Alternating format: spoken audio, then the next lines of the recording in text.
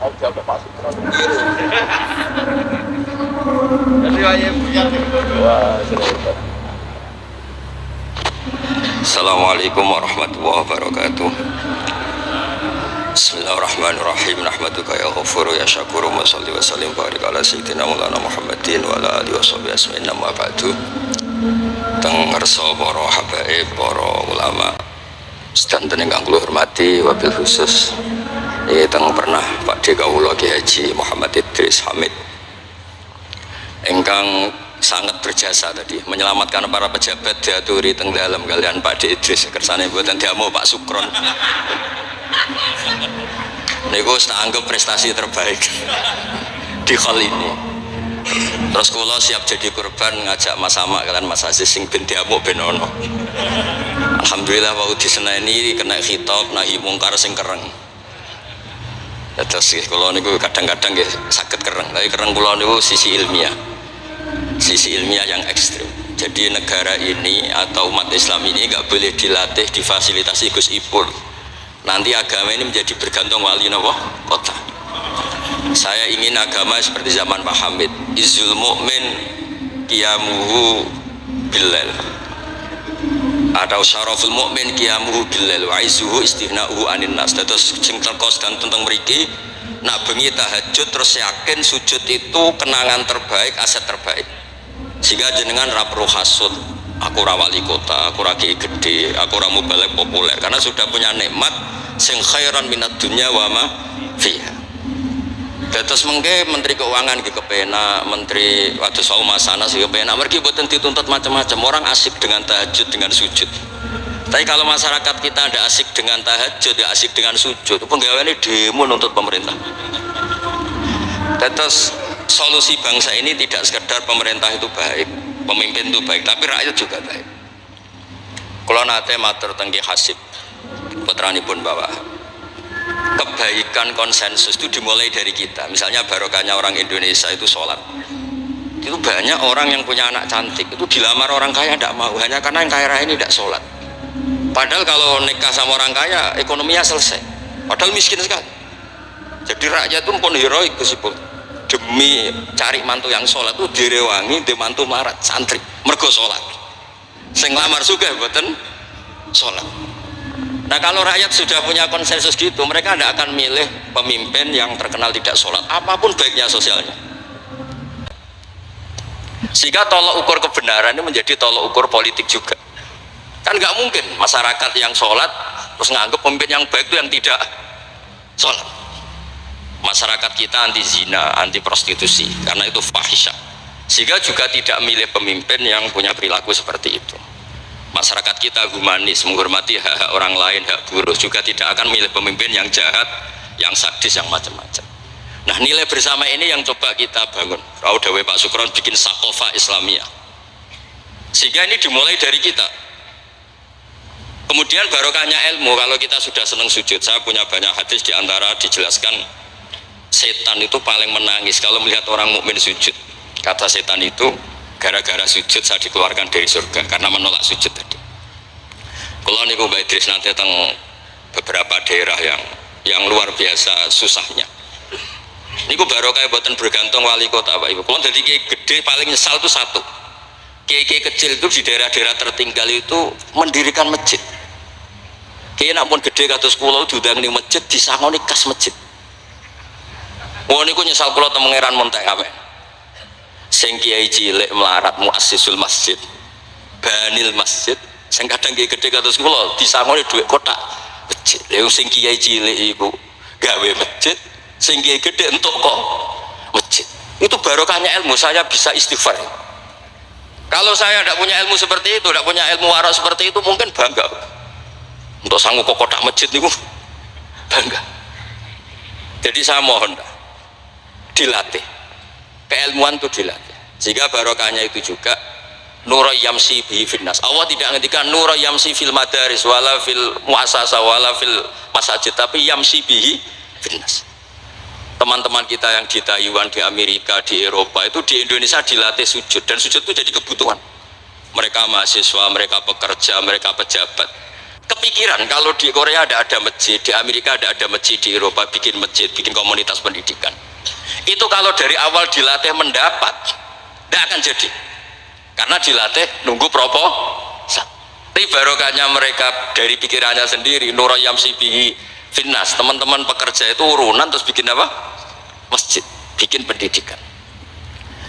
Ya, terus target kula, target saya itu kepengen yang Islam itu punya Nurayam Sibihi Finnas. Mereka tersiksa kalau di komunitasnya itu tidak ada tempat sujud. Jangan dilatih, kalau menurut saya jangan dilatih dengan kebesaran-kebesaran itu. Monggo lah kita menikmati tadi ada istilah wali masyhur, ulama terkenal itu buat orang Islam supaya dapat pahala. Piro-piro ngidolakno wali, boten ngidolakno penyanyi dangdut ngoten mawon. Tapi secara hitung-hitungan keilmuan, seolah lagi hitung-hitungan apa? Keilmuan kita ngitung. Kalau semua orang Islam afrodul muslimin gak ada semangat bikin sujud, akhirnya pertama ada tempat sujud di Korea itu yang bikin anak-anak TKI, di Taiwan, di beberapa negara Eropa, bahkan di Amerika pertama yang bawa Islam itu kebanyakan juga orang imigran, punya kebutuhan sujud bikin masjid. Padahal zaman itu belum mungkin, secara hukum negara Amerika masih imigran gelap, lama-lama jadi orang terpelajar, lama-lama bahkan jadi yang senator macam-macam. Itu dimulai dari Nurayam Sibihi Finnas, bukan dimulai dari kebesaran. Lalu kalau nu saja nih rada susah, jadi gede nih susah ya, wow, takut saya tidak punya kecakapan lagi bina sing Nurayam Sibihi napa Finnas. Oke, bapak kula nu akrab sangat kalian Pak Hamid, karena Pak Hamid sepupu bahasa itu di antara dawuh yang diingat-ingat itu, Nur aku soleh-solehku dhewe kok terus wong sering ngekeki dhuwit. Maksudnya saya soleh-solehnya sendiri untuk taqarrub ila Allah, kok orang ngasih fasilitas napa duniawi. Makanya terus beliau sakho sekali karena itu menghilangkan hisab. Jadi itu satu-satunya cara untuk menghilangkan apa? Hisab. Kan kita soleh itu inginnya dapat pahala di akhirat, tapi di Indonesia itu baik, orang soleh pun dapat fasilitas duniawi, menjual kesolehan tuh gampangnya masya Allah, sehingga yang nggak soleh pun pura-pura soleh.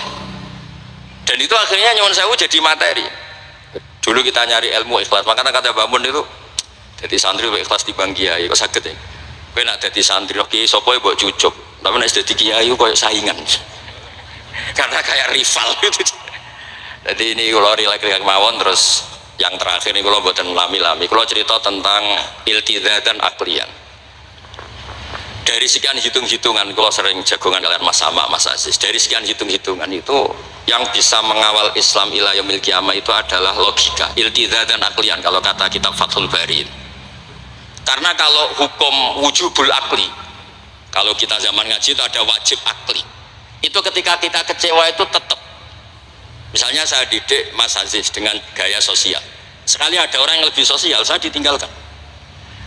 Saya didik masyarakat, sekali beda pilihan pilpres saya juga ditinggalkan, karena ini urusan sosial. Tapi kalau dididik iltidah dan akliyah, ini kata kitab Fathul Bari, orang itu tidak bisa mengelak, karena cocok tidak cocok, logika itu tidak terbantahkan. Ya tadi saya kemarin ngaji di sini juga cerita, kenapa ada syahidallah annahu la ilaha illallah satu, wal malaikatu wa ulul ilmi qaiman bil qist. Kesaksian itu hanya ada tiga, satu kesaksiannya Allah tentu gak tertandingi, kedua kesaksian malaikat karena melihat langsung surga dan neraka, ketiga kesaksian ahlul ilmi. Berarti dari unsur makhluk itu nomor satu itu ahlul ilm, ulul ilm. Imam Amudi ketika ditanya, kenapa kamu bisa yakin kalau Allah itu ada? Ya jawabannya gampang, hadil makhlukat maujudah. Ini makhluk ini maujud semua. Bagaimana maujudat khalaqahal adam, bagaimana sesuatu yang maujudat kemudian penciptanya adalah nihilisme, sesuatu yang tidak ada. Sehingga Jubair bin Mut'im ini pemikir Arab top, ketika Nabi baca surat Tur di antara ada ayat am khuliqu min ghairi syai'in, dia langsung Islam. Masa hadil maujudat khalaqahal adam, masa yang maujud diciptakan yang tidak maujud, itu tidak masuk akal. Kemudian ada Sulhul Hudaybiyah. Sulhul Hudaybiyah semuanya merugikan Islam, sampai Sayyidina Umar protes, alasta bi Rasulillah alasna alal haqqi wa hum alal batil. Umar itu protes karena di antara perjanjian Hudaybiyah itu kalau orang Islam masuk kafir dibiarkan, kalau orang kafir masuk Islam dikembalikan. Semuanya merugikan Islam, tapi Nabi mau saja. Nabi hanya minta satu hal, ketika Sulhul Hudaybiyah nggak ada perang, orang boleh mendiskusikan Islam. Sama siapa teks yang dikatakan Imam Zuhri, fama futiha fil islami fathun kana a'dzuma minhu innama kanal kital haisul taqon nas falamma kanatil hudnah wa wadu'atil harbu auzaruha wa amana nas ba'du ba'du fatafawadu fil hadis wal munazaah falam yukallam ahadun bil islam yaqilu syai'an illa dakhala fi. Kalau bawaan orang perang itu inginnya menang, Abu Lahab, Abu Jahal kalau perang inginnya menang, sahabat sendiri perang inginnya menang, sehingga tidak ada diskusi sebetulnya Tuhan itu siapa, yang pantas jadi Tuhan itu siapa. Tapi ketika Nabi minta, oke, kita ada perang 10 tahun, oke, semua perjanjian saya rugi gak apa-apa, tapi orang boleh diskusi Islam. Akhirnya dibanding-bandingkan, Abu Jahal bin Muhammad itu bener di, ya bener Muhammad, Abu Jahal biasa bodoh nih, Muhammad mulai cilik ora tahu bodoh nih, kita titip uang juga di Muhammad, berarti sudah gagal Abu Jahal jadi pemimpin, yang dipemimpinkan Muhammad. Mereka zaman itu masih jangkar, masih nama Muhammad. Terus berhala Namrud, Fir'aun, yang jadi Tuhan itu pantasnya siapa? Kalau yang dipromosikan Muhammad yang jadi Tuhan ya yang khalaqas samawati wal ardh. Terus Nabi Muhammad juga menantang, ara'aitum ma tad'una min dunil aruni ma khalaqu minal ardi am lahum syirkun fis samawat. Ada kualifikasi jadi Tuhan, syaratnya apa? Dia pencipta langit, pencipta bumi, dia pencipta air, dia ini itu. Abu Jahal enggak, berhala-berhala enggak, Lata Uzza enggak. Akhirnya semuanya masuk Islam gara-gara barokahnya apa? Diskusi.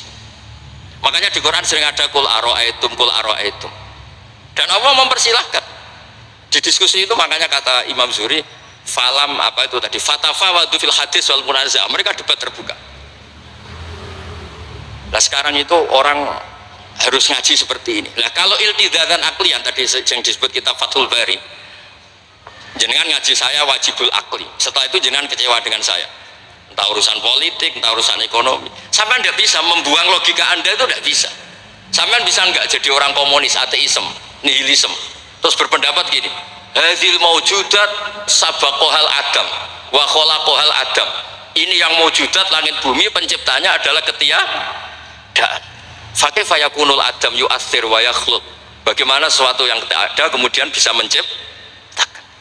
Jadi akhirnya paham nihilisme ini lah barokahnya ya kayak Indonesia itu.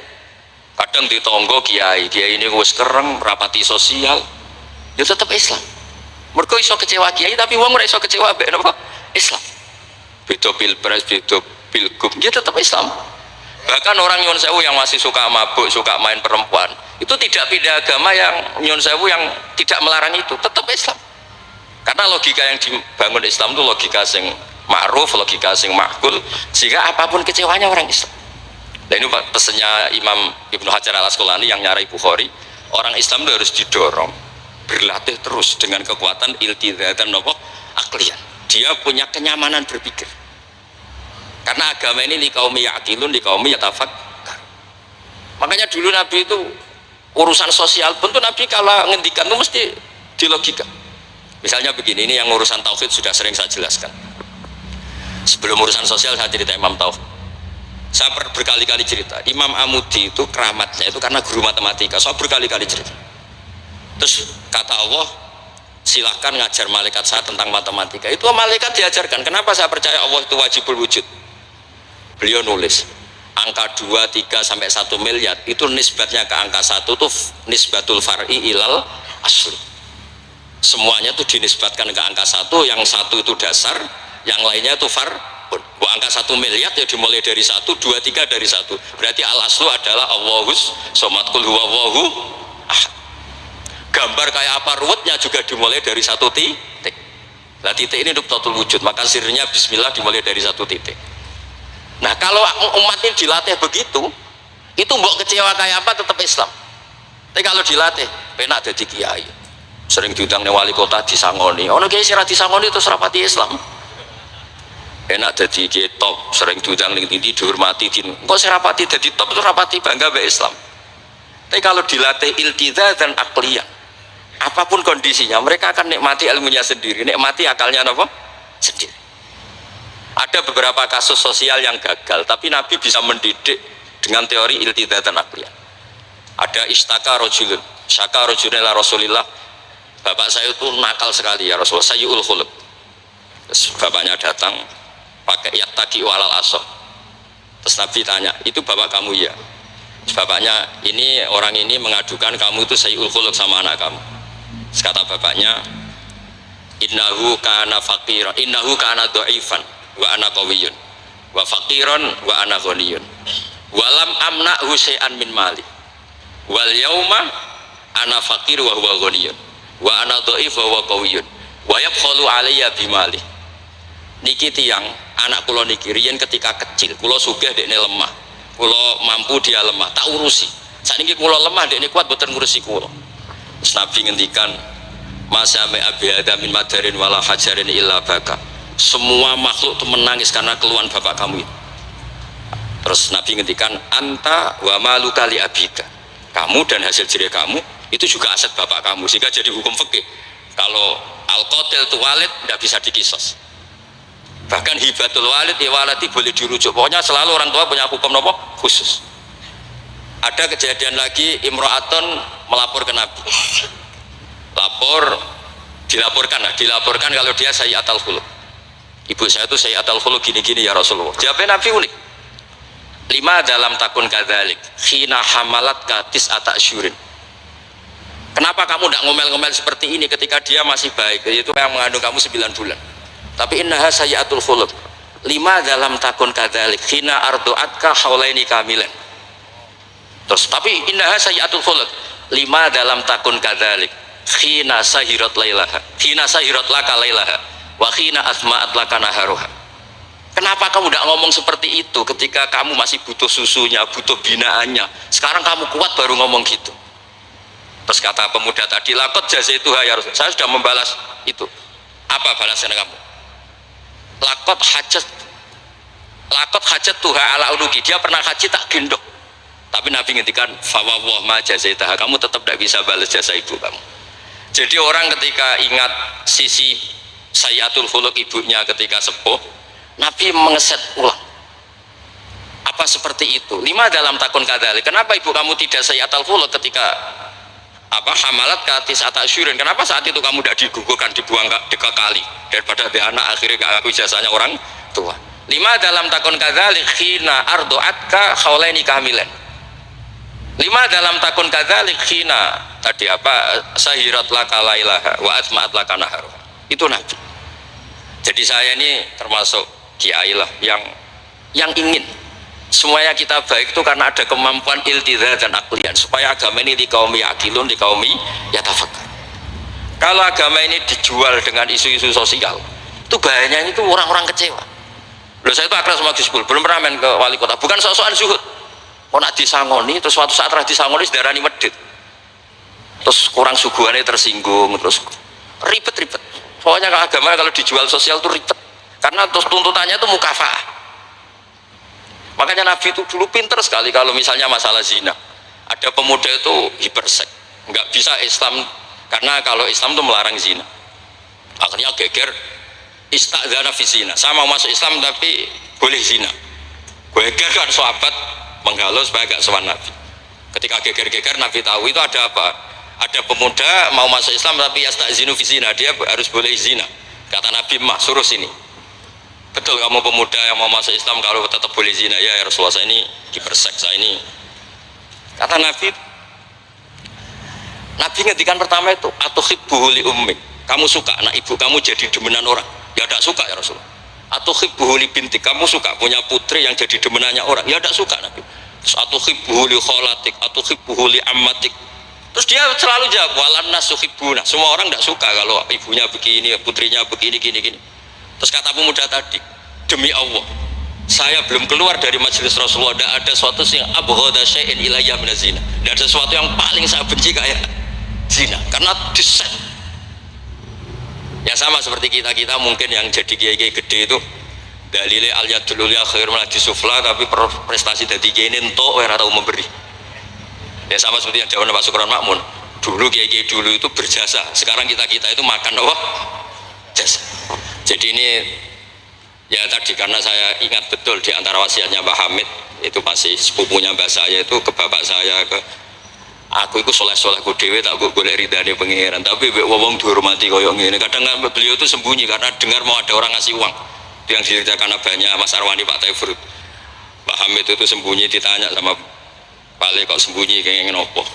Iku ana wong ngenteni aku pengen kei dhuwit. Lah niku kiai-kiai jarang wani crita niku mergo ketoke kok piye. Ndelik ambek wong sing ape ngekei dhuwit. Mulane kula ana wong medhit iku seneng. Kula niku dadi kiai sing salam tempel iki kathah. 100.000 ya njaluk swarga, 1 juta ya njaluk swarga. Nek Gus Ipul 5 juta njuk dadi presiden, wah malah larang meneh.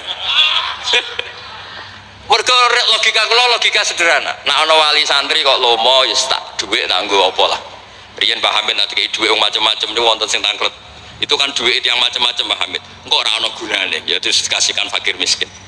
Nek ana wali santri medhit kula nggih seneng. Ngringakno hisab. Ya ora pesen swarga. Lah itu ilmu namanya. Disenengi wong yo enak, dimediti wong yo enak. Mergo wong 100.000 njaluk swarga atok sing salam templek gak nuntut apa kan. Saya itu pengagum Imam Syafi'i ya karena ilmiah. Imam Syafi'i itu ditanya orang. Tadi orang yang cium tangan Anda, yang hormat Anda, di luar tuh ngomel-ngomel ngerasanin Anda. Jawab Imam Syafi'i lucu. Berarti saya wibawa, buktinya depan saya ada berani. Dianggap enteng mohon. Berarti saya wibawa, buktinya di depan saya tidak berani. Ada orang lagi, itu separuh kampung tuh tidak suka kamu. Jawab Imam Syafi'i enak, malah enak arah utang. Berkonak seneng gue macam-macam kan.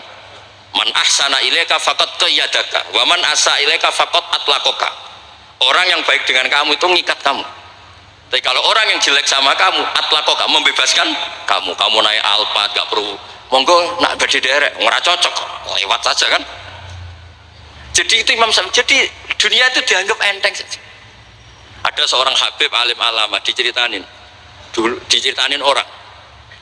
Dulu saya kaya tuh teman-teman main ke sini, tapi setelah saya jadi kuli pasar gak ada yang main ke sini. Dikandani sama Habib itu malah bagus tuh. Nak kancamu sing sugih tetep nilai kue, malah nonton kue pas dadi pangkul guru pasar. Malah kue isin digo delok-delokan.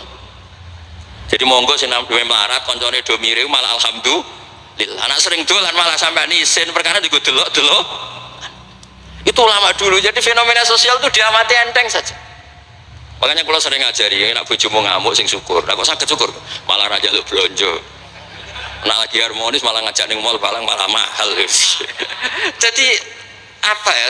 Saya tuh ingin keilmuan ulama dulu itu ya kayak hikam. Hikam itu udah ada yang nggak baik. Enteng saja.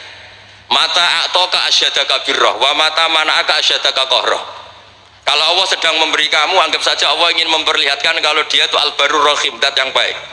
Wa mata mana'aka asyadaka kohroh. Kalau Allah tidak mengasih keinginan kamu untuk menunjukkan kalau Allah itu al-kohar, al-jabbar, dat yang nggak bisa diintervensi. Sama di pangeran dirayu sepuh gelem kan sawangannya murahan. Sekali-kali egois, gak dituruti. Makanya wa mata mana'aka asyadaka kohroh. Jadi enak saja, pasti kasih Allah ya Allah itu. Ya, kiai yang sering dongo ya bagus, menunjukkan lemahnya. Tapi banyak juga kiai yang dongo itu sepisan terus sudah. Wa innama yunabbahu man yajuzu alhil ikhfal, yang bisa diingatkan itu orang yang mungkin lupa. Doa kemarin Allah masih ingat, kok tak ingatkan lagi itu gimana? Wong Allah tidak lupa. Kalau nanti ngalami usul niku teng Ka'bah bar dongo. Sampai 2 hari dongo mboten saged. Mergo isin be pangeran wingi ra yo jek eling lha apa tak baleni meneh. Itu jenis wa innama yunabbahu man yajuzu alil ikhfal, yang boleh diingatkan orang yang potensi lupa, padahal Allah tidak lupa. Jadi makomnya wali itu ada yang seneng dongo dalil iftiqori wa tirori, ada yang nggak suka. Nggak sukanya bukan karena tidak mau doa, karena doa yang kemarin-kemarin sudah dicatat dan Allah tidak akan apa? Lupa. Terus kalau suwun lah, ada iltizazan aklian dalam semua proses beragama kita, sehingga agama ini tidak dipertaruhkan sama hukum-hukum apa sosial. Ya misalnya kawin lah, sampean kawin kadang dibojo macam-macam. Sampean nak eling kawin sunah Rasul, aghdulil basar wa ahsanul farji, selesai. Karena itu menguntungkan kita jadi ahsanul farji. Bisa mengekang kita dari zina. Tapi kalau sampean kawin nak bojone ramah seneng, nak bojone sayang seneng. Padahal ora pati sayang, kan sering kecewa. Mulang juga gitu kata Mbah Mun, kowe mulang niati merintahi pangeran. Jadi santri paham ra paham ya seneng. Tapi nak sampean mulang kepen paham no, jebule santri murah paham. Kan gelok. Nah, Islam itu kata Imam Fathul Bari tadi, orang Islam harus dilatih iltizazan aklian. Terus kata beliau, itu yang yu'abbiru anhu syari' bi halawatil iman, itu yang dimaksud salasun mangkunna fihi wajada halawatal iman. Nikmatnya iman itu karena kita sudah menemukan apa? Iltizazan aklian. Nggih ngoten mawon kula ini bagian logika kula kepengin jengben pun mboten sak kula Mas Mamak Mas Aziz niki waris wali nih. Terus waris wali ya kudu keramat, aja mbae wali terus melok keramat putune tapi ra melok dadi wali niku. Iki pun kula sukani kitab Khilatul Auliya dadi akan daftar. Niku 8 jilid. Iku belajar sak jilid pun mau dadi wali. Napa malih nak 8 napa jilid itu saged bersaing kalian bae niku. Nah. Terus Mas Amak kalau suka kitab Ithaf itu kata Mbah Mun seneng cerita kitab Ithaf. Dikarang Sayyid Zabidi, Murtada Zabidi. Itu kalau Mbah Hamid Pasuruan misalnya Mbah Hamid, Mbah Dimyati, terus Mbah Mahfud, Mbah Abdullah, Mbah Abdul Manan. Ini awaluman lazama min ahli Jawa nih Sayyid Sinten Zabidi. Dan kitab Ithaf itu Masya Allah belum ada kitab nyarai Ikhya sampai 800 tahun kalau nggak 700 tahun. Kan Ithaf itu sekitar tahun 1300 Hijriah, Ikhya itu sekitar tahun 500 sampai 600. Niku nak nyarai itu semuanya ilmiah. Yang paling saya haru itu ini sebagai penutup. Yang paling saya haru itu ketika cerita sholawat. Nabi jadi nabi itu setelah Isa dituhankan oleh penggemarnya, sampai overacting sampai Nabi Isa itu dituhankan. Monggo guys. Tapi terus Ithaf cerita kalimat sholawat tuh kalimah yang umat ini tidak akan overacting menuhankan Rasulullah Muhammad SAW. Karena Allahumma itu pemberi, Nabi itu penerima. Kita tetap mencintai Nabi yang luar biasa, tapi tetap Allah itu pemberi, Allahumma pemberi, Nabi Muhammad penerima. Sehingga nggak akan salah posisi, yang Allah tetap Tuhan, yang Rasulullah Muhammad tetap abduhu wa rasuluh. Barokahnya redaksi sholawat Allahumma sholli ala sayyidina Muhammad, yang Allah tetap Tuhan, yang Rasulullah tetap abduhu wa rasul. Apapun senang kita pada Nabi. Itu juga barokahnya apa? Makanya kata Burda yang sering dikutip Said Muhammad, kalau mad Nabi dakmat da'adhun nasorofi nabihimi wahkum bimasyita madhan fihi wa takim. Dan itu kalimat yang luar biasa, yaitu kalimatus sholawat, menunjukkan mahabbah ke Rasulullah, tapi posisinya Allah tetap al-mu'ti, Nabi tetap al-mu'ta, wa nabi wa injalla qadruh muhtajun ila rahmatihi ta'ala. Itu kata Sayyid Zabidi. Kayak apa barokahnya ilmiah? Sholawat yang redaksi kita baca terus, ternyata itu yang menjadikan hadil ummah tidak akan terperosok kayak orang-orang Nasrani. Nggih ngoten mawon, ngapunten ingkang kathah. Assalamualaikum warahmatullahi wabarakatuh.